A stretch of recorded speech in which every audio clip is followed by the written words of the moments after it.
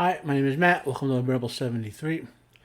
On May 25th, 1977, an event occurred which few people really expected to do much. Certainly 20th Century Fox figured it was going to be a failure.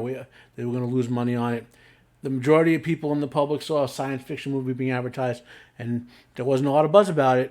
At least, but when George Lucas dropped Star Wars in the theaters, the culture of the world changed. The buzz from that release, and it was a limited release that became wider and wider, created a cultural phenomenon that is probably in the top 5 of the later 20th century. There are several different aspects of the Star Wars phenomenon I could talk about, like the positive ones, generations of people who have enjoyed Star Wars, my grandparents, for example, went to see Star Wars right around the same summer I did. My aunt took me, as I'll mention in a few minutes. The special effects that produced it spawned an entire industry that made many people a lot of money. Star Wars branched into every aspect of the media: movies, TV shows, books, comics, video games, role-playing games, toys, painting, art, plays. There are actually Star Wars plays out there. Well, again, and then there's one. I'll talk about one of the primary negatives. Disney's deconstruction and demolition of Star Wars, but that's not what this video is about. Okay, because it's Star Wars Day. It's like, what does Star Wars mean to me? Basically, is what I want to talk about in brief. I had a lot of problems that ultimately led me to have to deal with mental health issues for the entirety of my life. And to keep it short, I had to deal with people at school who did things that never should have been done to a child to me. Plus emotional, like at home, physical abuse, a father who never wanted me, and so on. And and it kind of led me having sort of wandered through the first 30 or so years of my life, almost in a fog, trying to figure out, like, almost what's real in a sense, But there were some things that kept me sane. Like, right around the time I turned 4, which was around 2 weeks after Star Wars came out, I found a dusty old bookshelf with The Lord of the Rings, The Hobbit, Dune, and several other exceptional science fiction and fantasy books on it.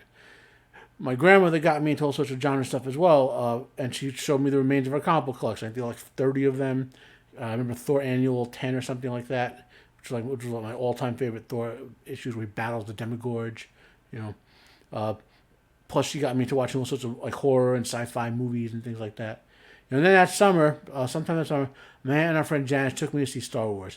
And all I remember from that experience, I remember being outside holding her hand, because that's probably the first time I consciously remember going to a theater, and then being in the movie and just being amazed at what I see on the screen.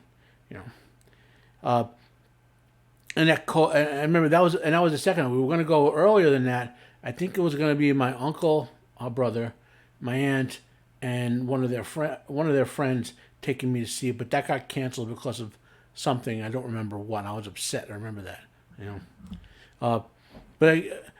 And that all that interest in those hobbies of science fiction and fantasy and horror, Star Wars, Lord of the Rings, Star Trek, and whatnot, it all coalesced into sort of a mental oasis for me. Even to this day, I can read a book or watch a movie. If I want to be distracted to one of the next Godzilla film, I've seen 10 times and enjoy it and just get out of the physical rut of life and circumstance. So as I struggled to stay sane, avoid self-harm and whatnot, I could always pick up a book or watch a TV show, and it would just take away the stress. So to me, that's what Star Wars is. It's one of the bigger parts of a set of things, cultural experiences, legendariums, myths that just provide my outlet, what my brain needs to decompress. And it's a definable cultural achievement that made life bearable to me. Comment down below if you have any questions for me about this or anything else. If you want to share your thoughts with me, I recommend you all do your own Star Wars Day video. Tomorrow's going to be, when you see this, will be the day after Star Wars Day. Get the real information about how you felt about Star Wars out there. Maybe if enough of us do this, the Disney stuff will stop. Share this video if you enjoyed it. Like if you like. Dislike if you dislike. Subscribe if you want to hear more from me. My name is Matt. This has been Unbearable 73. Have a nice day, and I am out of here.